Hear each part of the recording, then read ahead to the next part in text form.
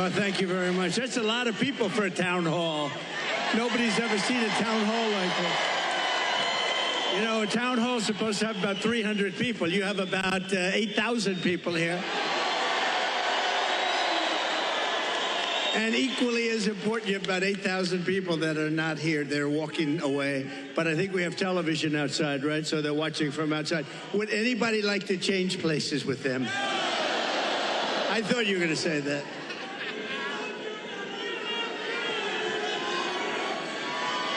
Thank you, everybody. Hello, Sarah. Mr. President, nobody's ever seen anything like it. Well, it's been a great experience. It's a dangerous business, however, being president.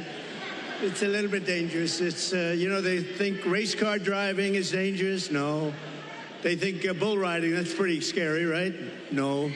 This is a dangerous business, and we have to keep it safe. Mr. President,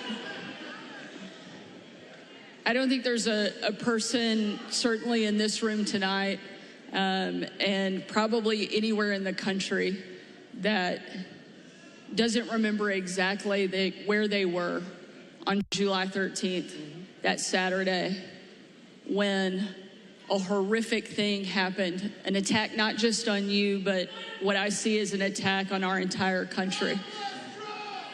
They have...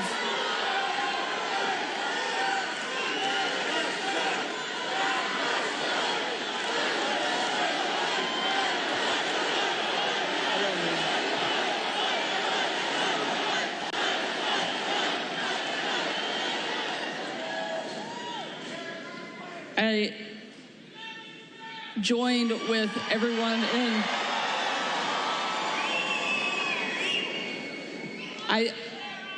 We know that you were tough. We saw it every day on the campaign. We saw it when you were president. But I don't think anybody was prepared for what we saw that day. And now it's happened not once, but twice. You've literally taken a bullet for our country, and yet you keep fighting. You never give up. The reason that you're going to win in November is because America needs a fighter. And we've never needed a fighter more, and we've never had somebody more qualified to step in and lead our country than you.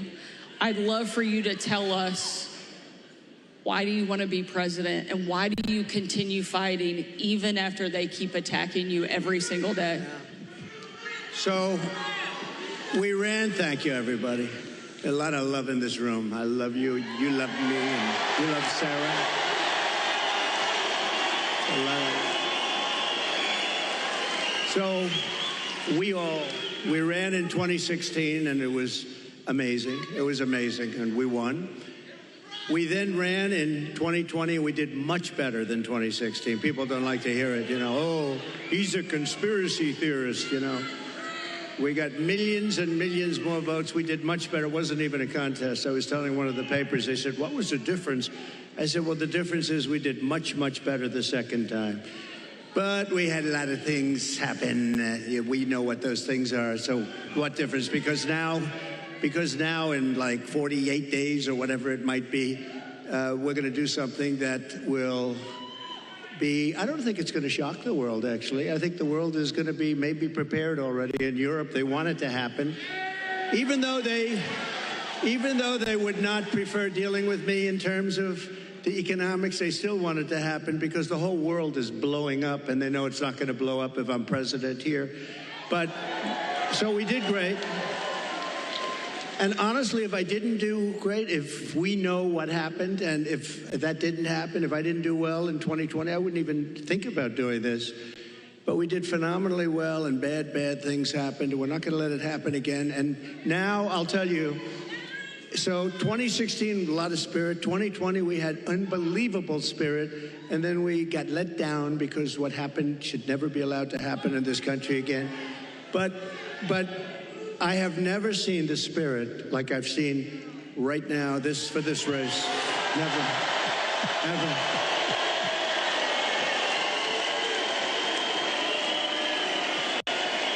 Never seen anything like it. Never seen anything like it. It blows it away from 2016, from 2020. And basically, it's very simple. You're saying what? We're going to seal the border immediately. We're going to drill, baby, drill. You know, we're going to drill at a level. We're going to bring your energy prices down. We're going to try and get rid of a lot of that big lump of inflation that this administration has given us. And I have to say that President Biden called me yesterday. It was very nice. We had a very nice conversation. I appreciated that he called about, you know, what happened the other day. And he says, he's committed. He's committed. No, but, and today, a little while ago, I got a very nice call from Kamala. No, it was very nice. It was very nice. It was very, very nice, and we appreciate that. But we have to take back our country. We have to win. We're going to win, and we're going to make America great again. That's all there is to it. Very simple. Right?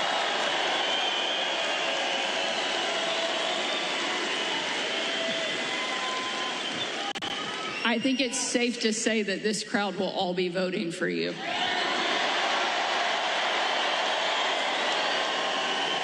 You know, when I think of this state, it's so sad. Years ago, I was given, thank you very much, but years ago, I was given an award as like Man of the Year or something from an area that nobody knew, and the press said, oh, it never happened. Well, then it did happen. They found out where it was, but it was like 15 years ago.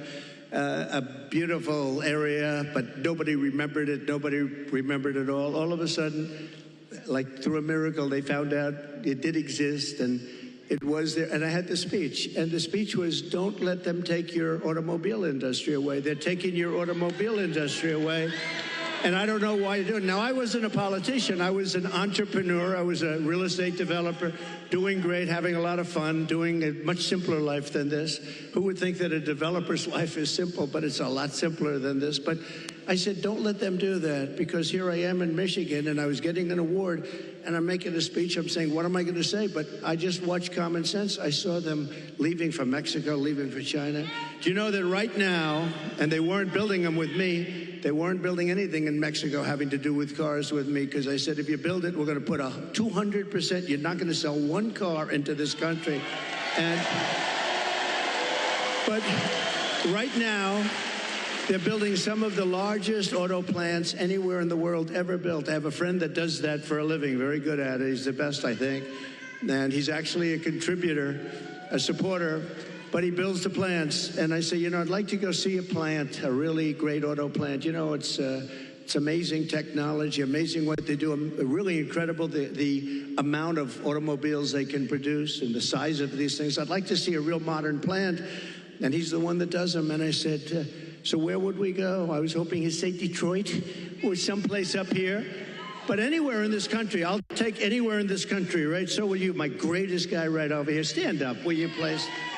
He's such a great guy. Oh, hi, everybody. We're going to bring him back. We're going to bring him back. We're not just going to keep, you know, you're losing your jobs, the whole thing, but just, so they're building. So I said, where would I go? And let's go take a look at a beauty. He said, well, we'll have to go to Mexico. I said, wait a minute, I'm not interested. No, I want to know here.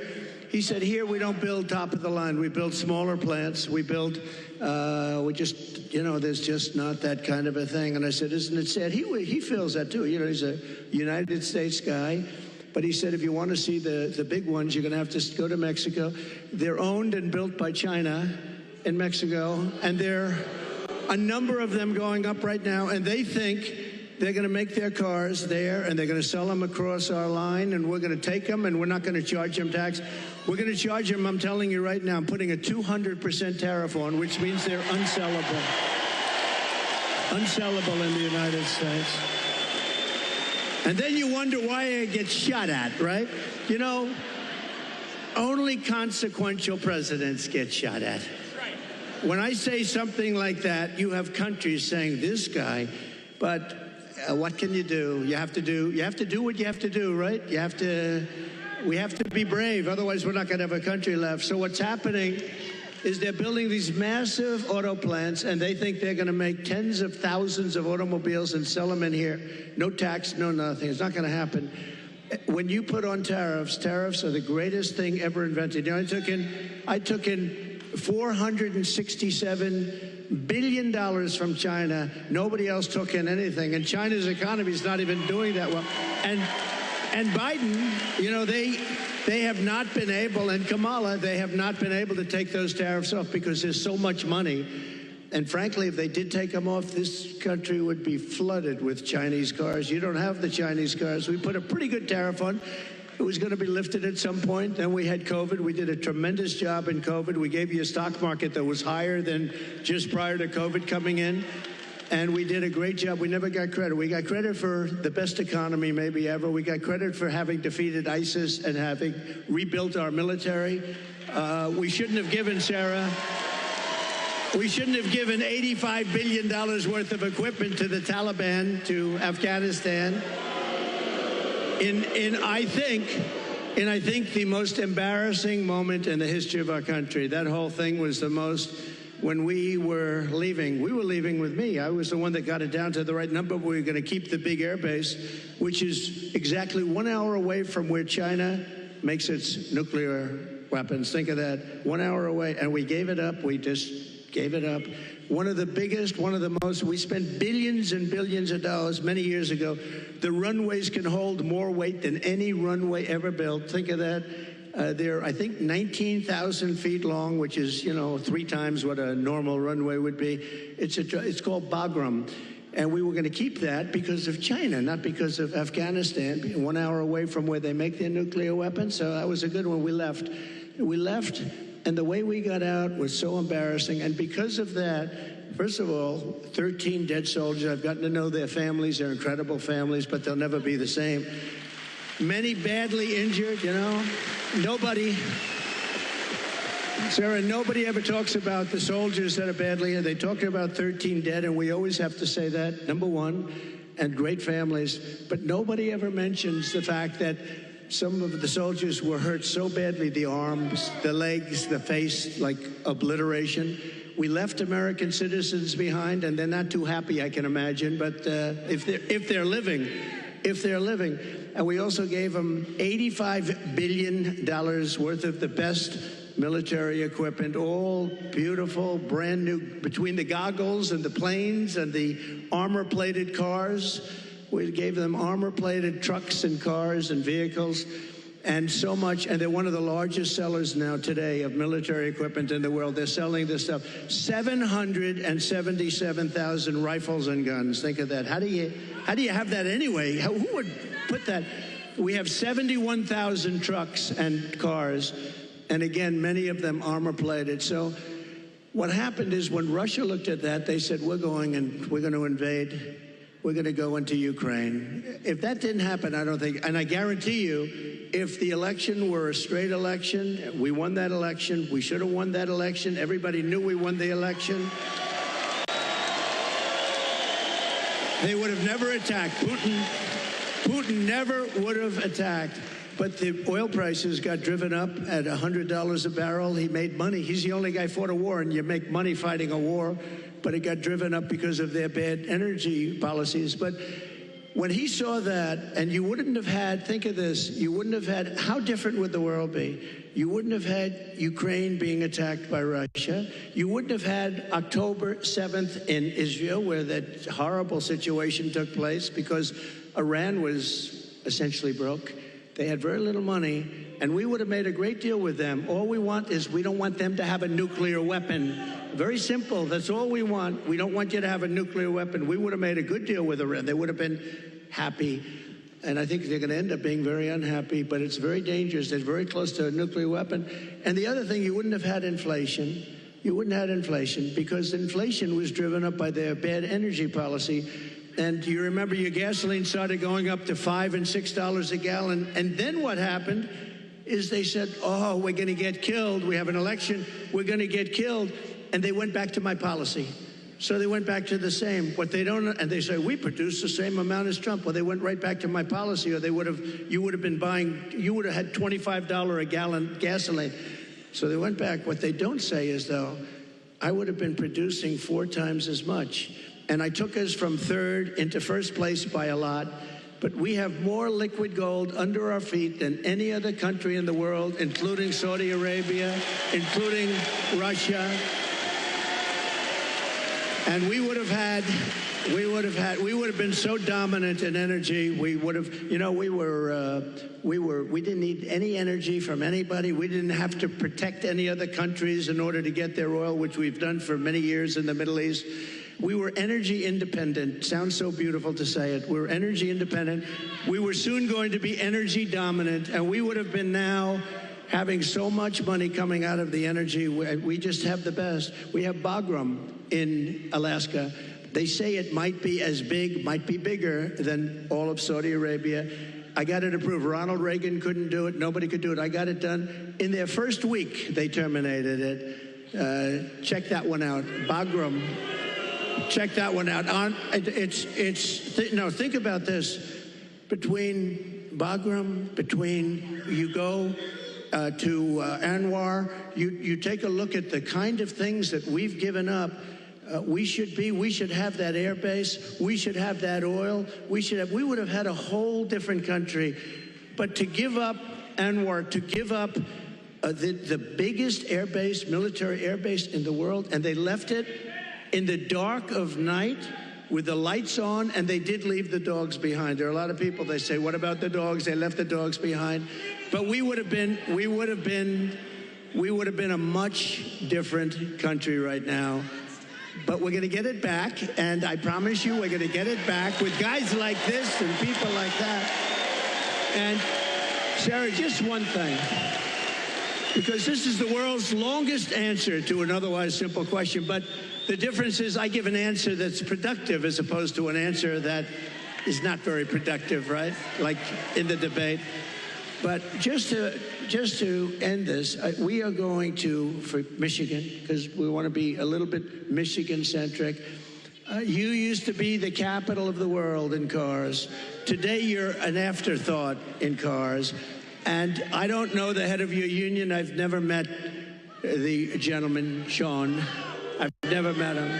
But what he's done to your union and what he's done by agreeing to allow this country to say we're going all electric, which at some point they're going to end up taking back that mandate because that mandate is insane. They want to go all electric basically by 2030.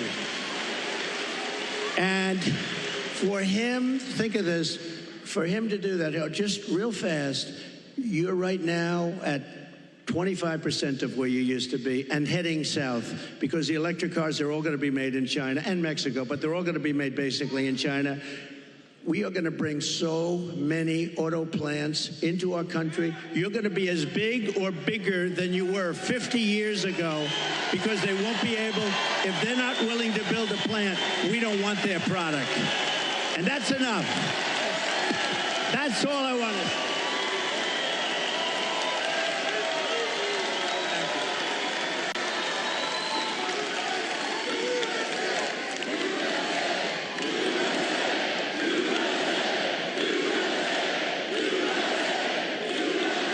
And it'll happen fast. It'll happen very fast. I think it's safe to say that Michigan is happy that you're going to be president again.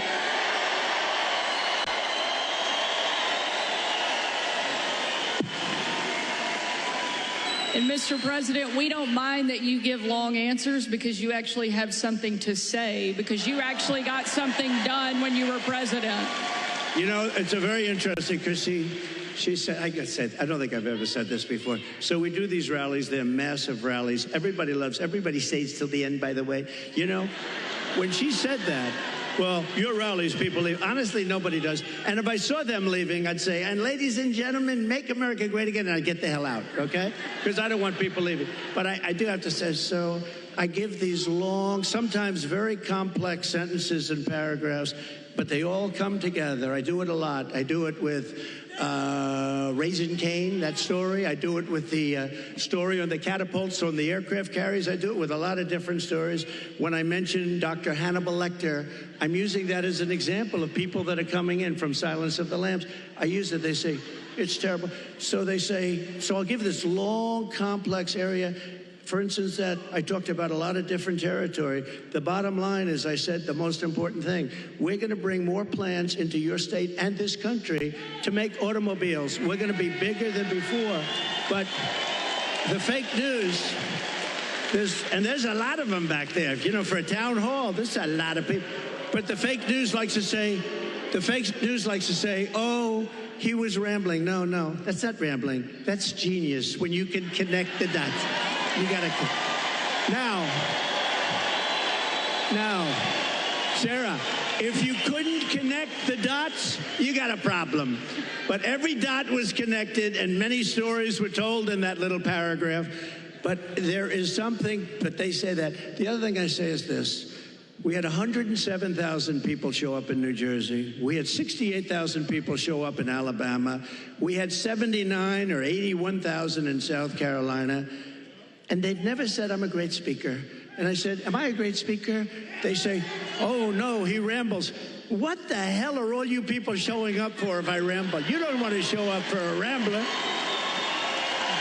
So anyway, thank you very much. Mr. President, no one has done more to fight for the American worker than you, to bring back jobs and manufacturing to this country.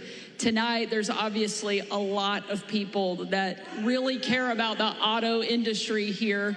And tonight we have a question from one of the auto workers, Isaiah, here in the audience that would like to ask a question. Good, sure.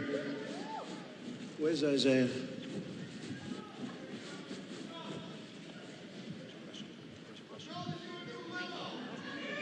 Thank you. Thank you very much. Thank you. We'll build a brand new beast. We're going to build a beast right here. Thank you. Thank you very much. Thank you. Thank you. Yes, sir. Thank you, Mr. President, for having us here tonight. I just want to let you know that I've attended one of your rallies. I did not leave early, and I did not fall asleep. Just want to let you know that, sir. I did not do it. I did not do it. I didn't see anybody else doing it either, sir.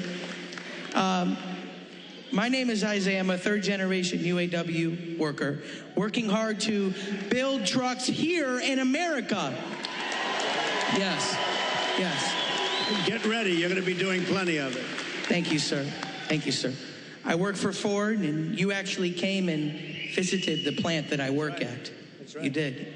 And my question to you, sir, is what do you see as the major threats to the future of Michigan manufacturing auto working jobs, and what will you do to eliminate those threats, sir? Okay, so I'll get into another little bit of a long answer, because when you say major threat, to me we have one really major threat that's called nuclear weapons. We have other countries that are hostile to us. They don't have to be hostile to us. I always say if you have a smart president, you'll never have a problem with China, Russia, or any of them, okay? I got along great with Putin. I got along great with President Xi. I got along great with Kim Jong-un of North Korea. Everybody said, oh, you can't get along with him. He liked me. I got along great with him, and he has a lot of nuclear force. But you essentially have 5 countries, and you're going to have more. Whether you like it or not, you're going to have more. It's the single biggest threat to the world, not only Michigan, to the world. And you're not going to care so much about making cars if that stuff starts happening. And we have people that are not good at negotiation. The war should have never happened. President Biden, I want to be nice. Yeah, he was so nice to me yesterday, but you know, in one way, I sort of wish the call wasn't made, because I do feel he's so nice. I'm so sorry about what happened and all that, but I have to lay it out. We have very important, and the same with Kamala today. She could not have been nicer. But the fact is, we have to have people that are respected by the opponent, by the other side, by other countries that have this. Even Pakistan has nuclear weapons. We have countries, India has a lot of nuclear force. We have countries that have tremendous nuclear power. And when I hear these people talking about global warming, that's the global warming you have to worry about. Not that the ocean's going to rise in 400 years, 1/8 of an inch, and you'll have more seafront property, right, if that happens. I said, is that good or bad? I said, isn't that a good thing? If I have a little property on the ocean, I have a little bit more property. I have a little bit more ocean. But the fact is that it's a tremendous problem, and we are closer to World War III today than we've ever been. And the difference is, and I say this a lot, this isn't army tanks going back and forth and shooting at each other. This is obliteration. The power of these weapons, and I'm the one that revived it, and I hated to do it, but, you know, we had stuff that was 48 years old. They didn't even know if it worked. We have incredible stuff. So does Russia. China has much less, but they're going to catch up over 4 or 5 years. It's the single biggest threat by far to civilization. And nobody talks about it. They talk about global warming. Used to be, remember? Used to be global warming. You know, they changed the name. You know why? Because the planet's getting cooler now. So now what they call it is climate change, because that covers everything. See, climate change, if it gets hot, cool, you know, these people, I don't know if they're for real, but if they're not, they're covered by the words climate change. If it gets cooler, that's good. If it gets hotter, that's good. Global warming wasn't working so well. But the single biggest threat, okay, now let's assume we have a really smart president, and that's not going to be a threat because we have a lot of power. Doing business with China is a good thing, but you have to have a fair deal. Doing business with Russia, they have so much in terms of minerals and things. The size of their land mass is like 4 times bigger than the United States. The minerals and things they have, we can do great business, and you keep everybody happy. You can solve that problem. But let's talk about the local problem. The local problem is that you have countries stealing your business.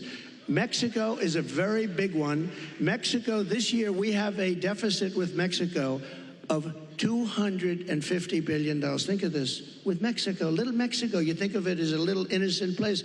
We're losing our ass to Mexico. China, you don't even have to talk about. We have over $1 trillion this year.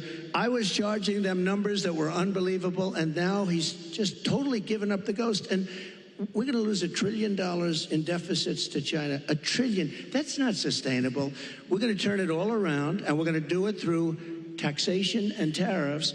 It will be done in 24 hours, and it'll change the whole planet. Just so you know, Sarah, China became powerful because they charge. They don't call them tariffs. They call it a tax. They don't call it tariffs. The word tariff is a beautiful word to me, but to a lot of people that don't understand, it's not a beautiful word because you have a lot of people that are paid off by these countries. They're taking care of these countries, and they don't care about destroying the United States. They want millions of dollars in fees and consultation, but we will, literally in a period of 24 hours, we can change the whole trading of the whole world. They've taken advantage of our country for years. I stopped it. I stopped so much of it.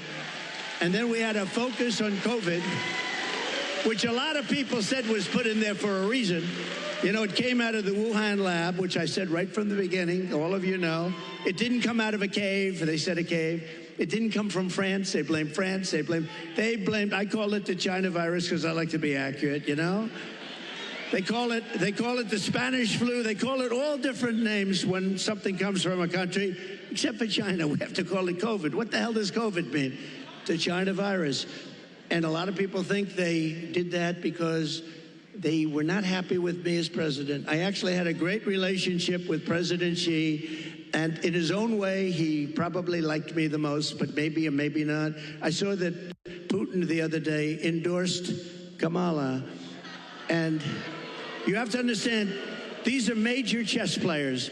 So when he endorses Kamala, he may say, well, I did that because I love you, and it's better to be doing it. So who knows? But he endorsed Kamala, which is a little unusual. I was watching, I said, that's interesting. I think that's a good thing, isn't it? It really is. But look, we have to turn it around, and we can. We're going to have a reciprocal trade tax. We're going to have so if China charges 152%, which they do in a car, if we sell a car made here into China, which you don't do because the tax is too high, they say to all your companies and to others, and to Elon Musk, who gave us, he is a great guy. He gave me the strongest endorsement, and he's a really wonderful guy. But they say to him, we don't want your car unless you build your plant in China. And there's nothing wrong with saying that. That's smart people say that. We haven't said it for many years. I said it. We have a lot of plants going up with Apple and other things. I said, you got to build plants. You don't build plants here, we're going to put the tariffs on your products coming in from China. So we can do it quickly, but we're going to have what's called the Reciprocal Trade Act. Now, I dealt with a senator, a very good senator, actually, but he knows nothing about trade. I said, here's what I want to do, Senator. I want to take the reciprocal trade. If they charge us 100%, we charge them 100%. He said, you mean they charge us, we charge them? You got me. How simple could it be? It was sort of cool, because he doesn't care. He's a senator, doesn't care about trade, but, you know. So we're going to call it the Trump Reciprocal Trade Act, or I'll leave the name Trump off as long as we do it. So when India, which is a very big abuser, he happens to be coming to meet me next week, and Modi, he's fantastic. I mean, fantastic man. A lot of these leaders are fantastic. You have to understand one thing. They're 100%. These people are the sharpest people. They're not a little bit backward. They are at the top. You know the expression, they're at the top of their game, and they use it against us. But India is very tough. Brazil is very tough. There are certain countries, I can tell you every one. I can give you from top to bottom. China is the toughest of all, but we were taking care of China with the tariffs. So we're going to do a reciprocal trade. If anybody charges us 10 cents, if they charge us $2, if they charge us 100%, 250, we charge them the same thing. And you know what's going to happen? Everything's going to disappear, and we're going to end up having free trade again. And if it doesn't disappear, we're going to take in a lot of money. Okay? But you know, the biggest beneficiary, I believe, is going to be your state. And I won't say that to other states, I promise. About your state, you are going to have plants built at a level that you haven't seen in 50 years. Okay? Great question. Thank you. Thank you. Mr. President, one of the other things I think that you did that helped protect the American worker as much as anything else, and also make our country and our communities safer, was you actually did something about the border. Just this month, there was a woman in my home state of Arkansas who was killed by an illegal immigrant who was drunk driving, that was deported during your administration and came back under this administration because they have failed to protect our country. It's one of the great threats that we face that you actually did something about. A lot. Tell us what you will do on day one to help protect our country. So we're going to be, day one, we're doing two things. Closing the border and baby drill. Two things. We're going to get down the prices.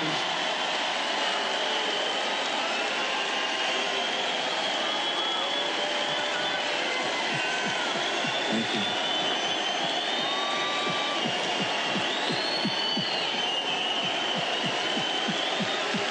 Nice people. I like this crowd. I like this crowd. No, you know what? You're smart people. So, Sarah, thank you.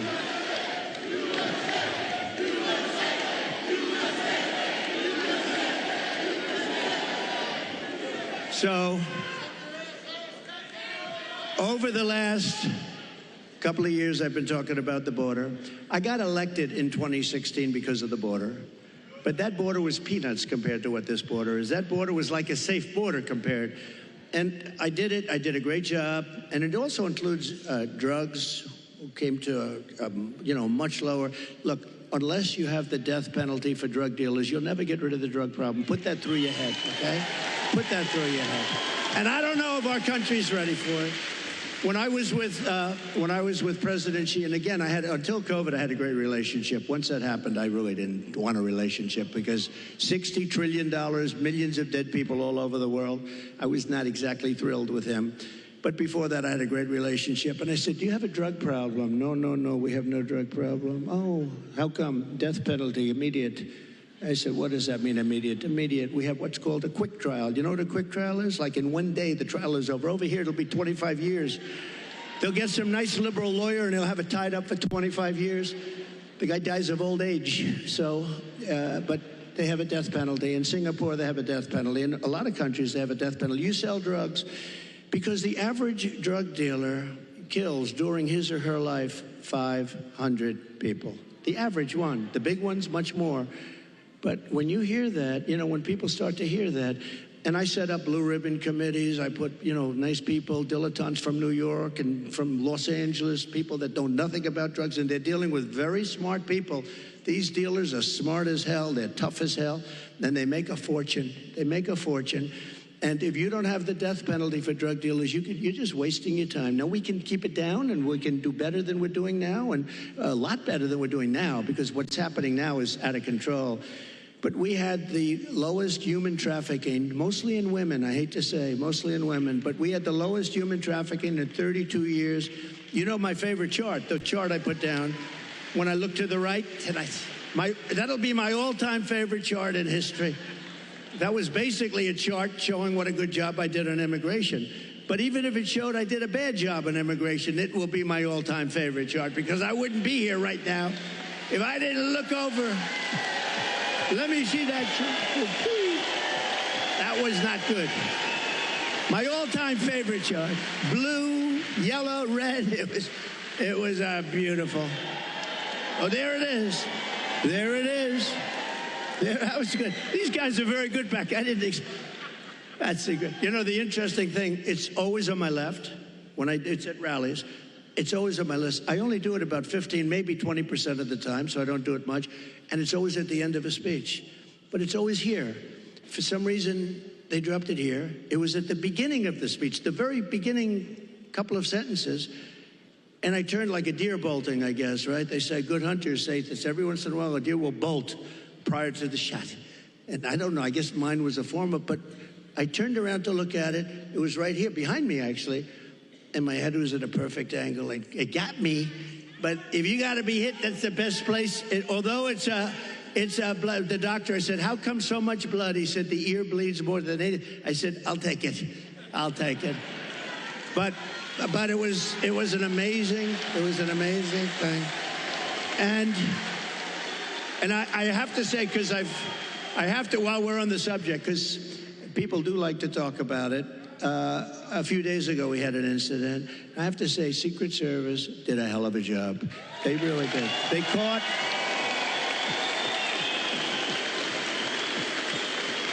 one of the gentlemen one of the agents was walking a couple of holes in front, and he saw a rifle, AK-47. That's serious stuff, right? You know more about that. My sons know more about this stuff. But AK-47, that's a bad one. The other one was an AR-15. This was an AK-47. And he saw the barrel of the gun coming out from a bush. Can you believe it? This guy was all set. He was all set to do his number. And there was no talk. He didn't say, hello, what are you doing here, please? And he ends up getting shot himself. He took his gun, started shooting him. And this guy ran. No, great job. I don't know if where is he? Not here, right? These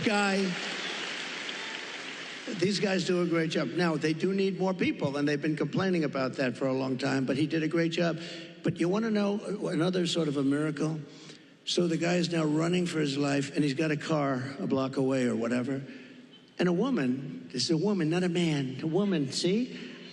Women are smarter than men. I hate to say. How does that sound? Our great First Lady is very happy now. Let me just tell you, think of this. Who would do this? I actually asked, I was with the sheriff this morning, I was with a couple of people from Secret Service, who would do this? So you now have a man running, not with a gun, he dropped the gun, we found the gun, but he was gone. And a woman driving in a car saw a man on the street, pretty busy street, running, and she followed him. And he got into the car, and she stopped because she thought he was trouble. He looked different. He like trouble. She followed him, it wasn't very far, and parked the car behind his car and started taking pictures of his license plate. Now think of it. And Sarah, think of it. No, seriously, who would do that? It's the women. Not from good or bad, not from, strength or heroism. No, just you see somebody running. I see people running all the time, and you don't.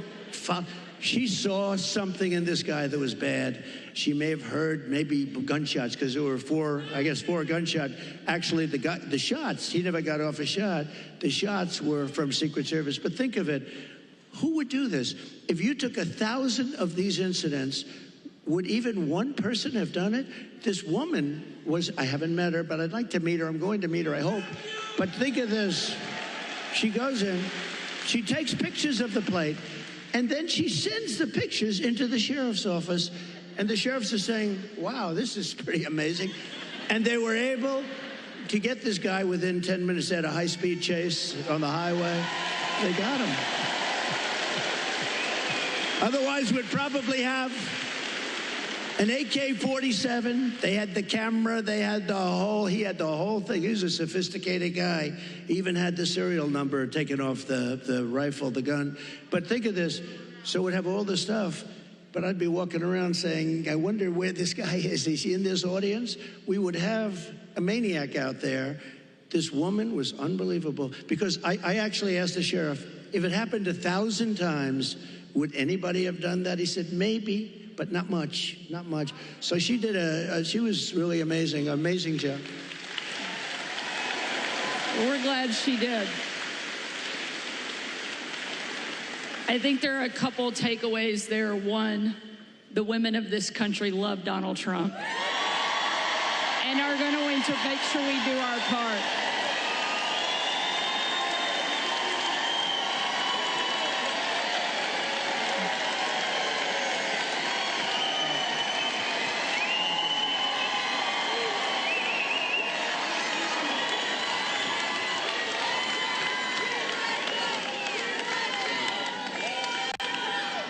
And I think one of the other things that we all know in this room certainly is that God is not finished with you, and he has big plans.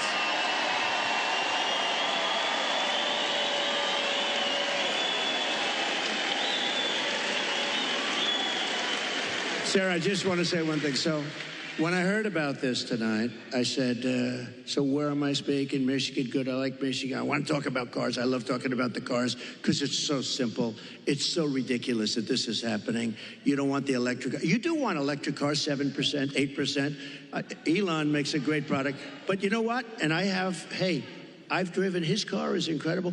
Other cars are incredible. But you have a little thing. But you want to have gasoline-propelled cars. You want to have hybrids. You want to have all sorts. They say a new one is going to be hydrogen. Who the hell knows? They said it has a slight problem. It blows up. And if you're in the car, that could be a little problem. But you want to be able to have whatever it is, whatever the market is and all that stuff. But they said, sir, you're having a town hall tonight. And I said, a town hall? What the hell? They want a rally. They don't want a town hall. Town hall. And I said, so who is the host? Because host or hostess. And they said, Sarah Huckabee Sanders. And I said, oh, that's good. I like that.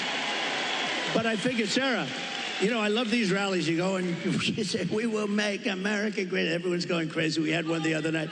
But you know what? Can I be honest? This was more fun than a rally today. This was fun. This was good, right? This was very good. We're going to take another question from the audience. Maybe the only job in the country harder than being president of the United States is being a mom, especially under this administration, because they're making everything harder. And tonight we have a mom here in the audience, Barbara, that's behind us, that has a question for you. Hi, Barbara. Hello back there.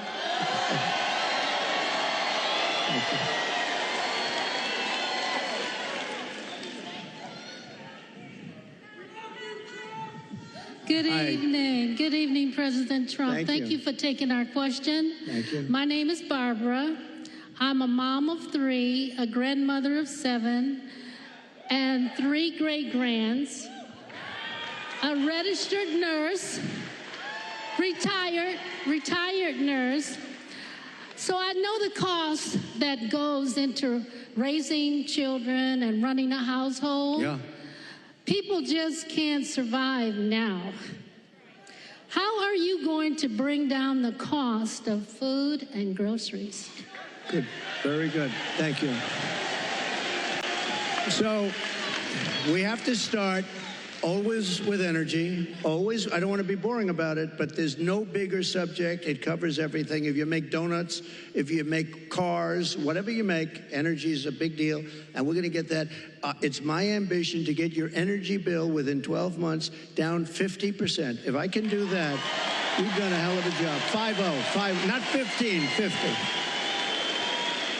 Interest rates are going to follow, and actually they're going to follow for another reason. The economy is now not good, and interest rates, you'll see they'll do the rate cut and all the political stuff tomorrow, I think. And, you know, will he do a half a point? Will he do a quarter of a point? But the reason is because the economy is not good. Otherwise, you wouldn't be able to do it. But we're going to get interest rates down, and we got to work with our farmers. Our farmers are being decimated right now. They're being absolutely decimated. And, you know, one of the reasons is we allow a lot of farm product into our country, and we're going to have to be a little bit like other countries. We're not going to allow so much we're going to let our farmers go to work. And I don't know if you remember, I love the farmers because, you know, I had many meetings as president. I have this gorgeous room with this beautiful table that seats about 35 people. And I was with the farmers. Usually everybody wants something. They all want subsidy. But I was with the farmers, and I think you might have been there, actually, Sarah. I said, look, fellas, we're going to get you such a beautiful subsidy, meaning I'm going to do things. And one of the people raises and, sir, honestly, we don't want a subsidy. This is the first time this ever happened to me. Everyone wants, they want money. They want to build windmills. We want money with these windmills. Anyway. But you know what? It was amazing. He said, almost tears in his eyes, they were getting decimated. We don't want a subsidy. We just want to play, you know, a fair, level playing field. And I said, nobody's ever said that. And I have many industries and many groups of people from different things. You know, they do all different things. It's probably the most dramatic I've ever seen. He didn't want anything. All he wanted was to be able to compete fairly. And the problem we have is other countries, they treat us very badly in that way also. They really are. And, you know, sometimes the worst countries are our so-called allies. I say so-called because in many ways they're not allies at all. They take advantage of us. They really take advantage. But we're going to do with the farmers. We're going to do what we have to do with the farmers. We're going to put our farmers. And do you remember the expression? When I was negotiating with China, China said, well, we're not going to deal with this because they never had anybody negotiate. They did whatever they want. They just took us like, you know, for a bunch of suckers. But I told the farmers it's going to be very good negotiators. You're going to suffer for 6 months, and then they're going to fold. And that's exactly what happened. They folded, and they agreed to buy $50 billion. You know, you might have heard the story. I said, how much? I went to the Secretary of Agriculture. How much did they buy? He said 15. I thought he said 50. So when they're ready to make a deal at 15 billion, I said, no, I want 50. That's what they've been buying. He said, no, it's 15. I said, you said 50. And he said, no, we said 15. I said, that's okay. Ask for 50 anyway. And we got it. We got it. And they buy a lot of our product. But so it's just a great interest rates, energy, and common sense. A lot of it's common sense. Everything. You know, I like to say, we're the party of common sense. We want to have a strong border. How about we want a strong, you know, all of a sudden, they've changed. They didn't want any border. They said walls don't work. Two things work. What are the two things? Wheels and walls. You know, if there's a gorgeous computer down here. In about 2 weeks, it's going to be obsolete. A friend of mine is in that business. He hates it. He said, we come up with a new model, and it's the greatest. About 3.5 weeks later, the damn thing's totally obsolete. The only thing that never gets obsolete is a wall and a wheel.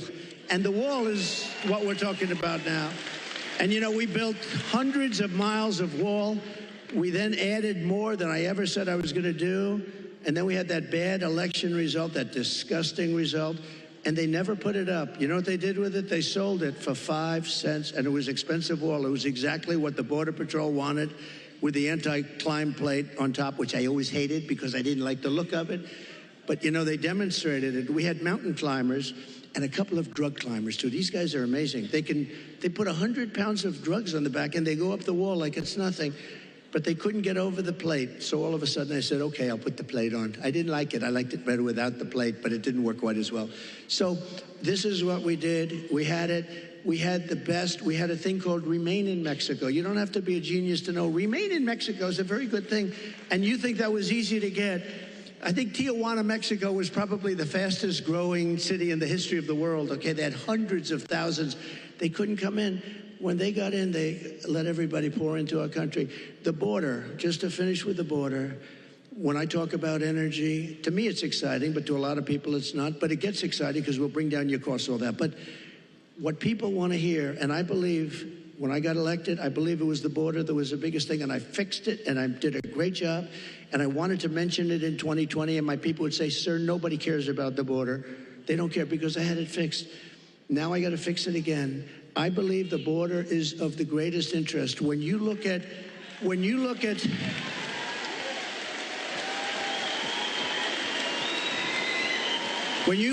happening in Aurora, okay? Take a look at Aurora. When you look at what's happening in Ohio, the great state of Ohio, I love it. I'm way the hell up. I wish I was up 18 points in your state, but we are up. We are up. I think when people hear what I have to say, I don't know how you can possibly lose it.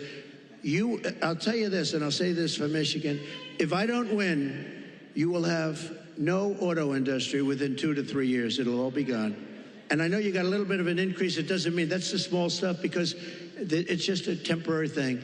Because you will not have any manufacturing plants. China's going to take over all of your business because of the electric car and because they have the material we don't. What we have is a thing called gasoline. We have gasoline. We have so much gasoline we don't know what to do. They don't have gasoline. So why are we making a product that they dominate? They're going to dominate.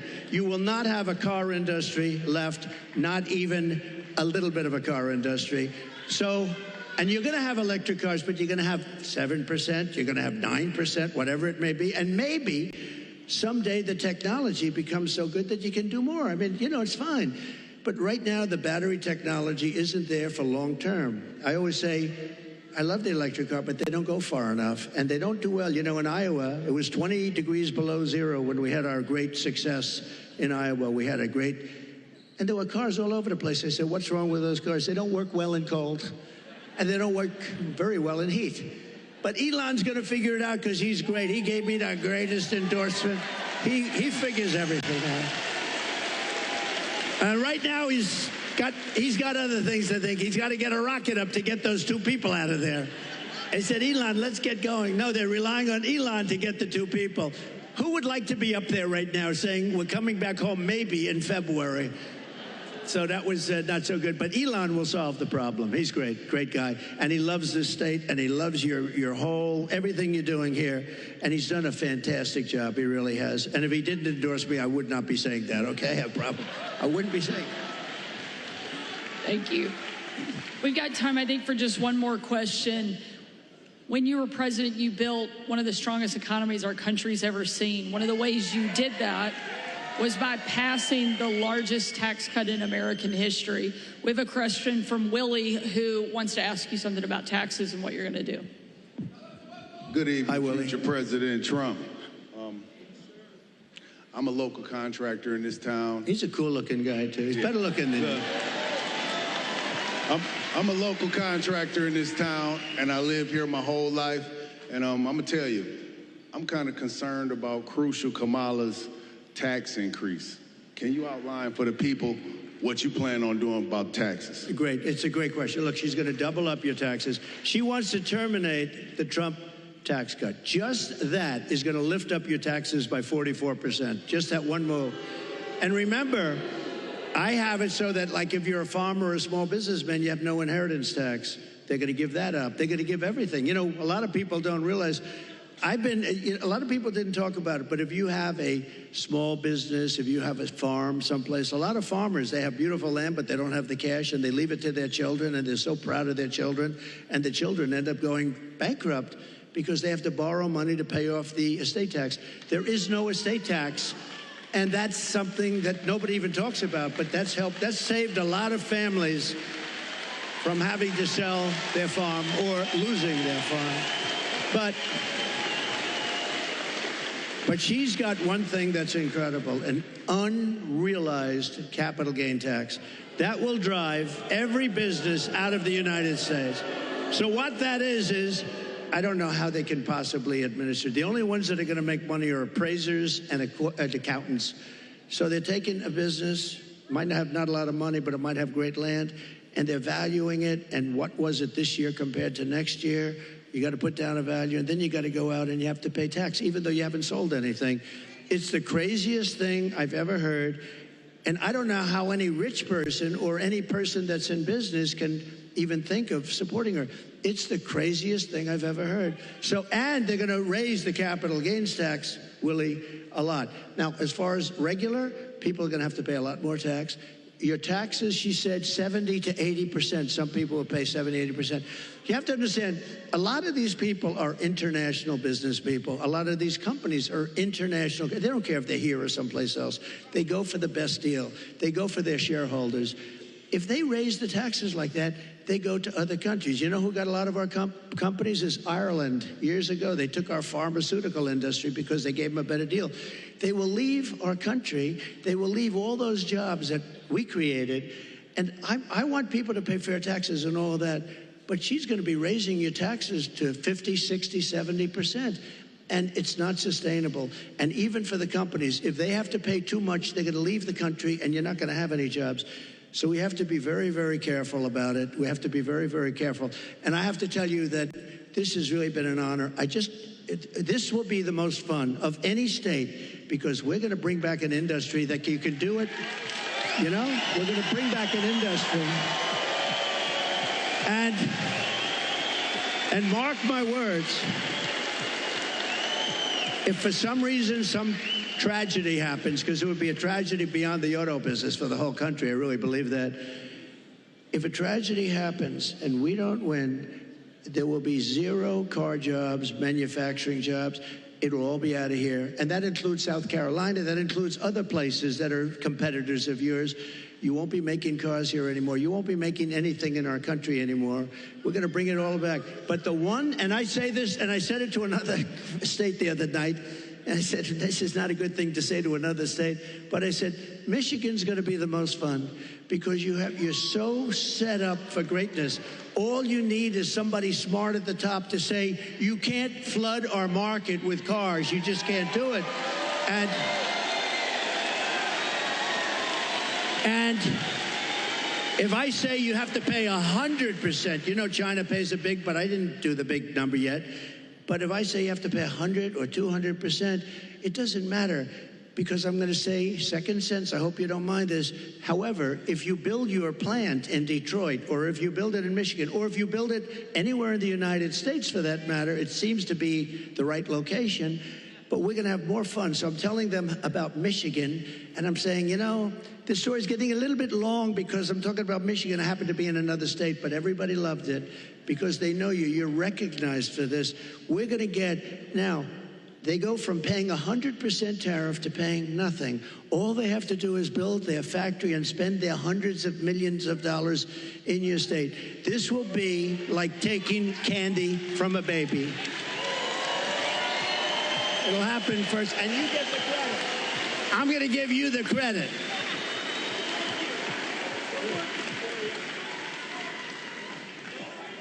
Well, I don't think there's any question that America was better off under Donald Trump.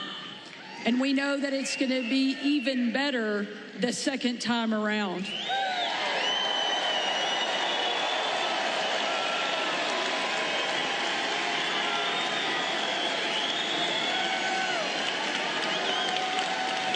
Before tonight, I knew you were going to win the presidency. I had no doubt. Arkansas is going to come in huge. But now I know you're going to win Michigan by epic margin.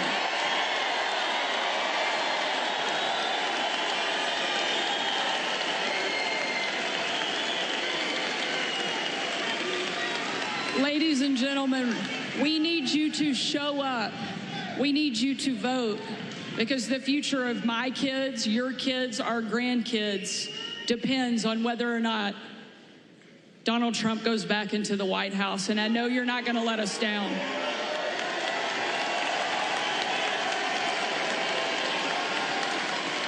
More importantly, I know President Trump is not going to let us down because he's shown us time and time again that no matter what comes at him, no matter what the left throws at him, he's going to get back up and keep fighting for this country that he loves so much. Thank you, Mr. President. Thank you, Sarah. Thank you, man. Thank you very much. Thank you, everybody. Thank you, man. I'll see you. We'll see you.